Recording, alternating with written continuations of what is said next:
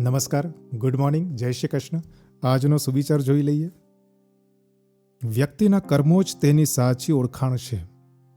બાકી એક નામના 1000 લોકો હોય છે આ દુનિયામાં, આ જગતની અંદર. બહુ સરસ સુવિચાર છે. મને એક ફિલ્મનો ડાયલોગ યાદ આવે છે કે હર ધોતી પહેનને વાલા બાપુ નહીં હોતા, ગાંધી નહીં હોતા. મોહનદાસ કરમચંદ ગાંધી. મોહનદાસ આ ભારતની અંદર કેટલીય વ્યક્તિનું નામ હશે. ગાંધી કેટલીય વ્યક્તિઓની સરનામ હશે, પણ યાદ કરે છે ફક્ત ને ફક્ત બાપુને, ગાંધીજીને. કેમ? કારણ કે એમણે કર્મો એ પ્રકારના કર્યા છે. નામનું મહત્વ નથી.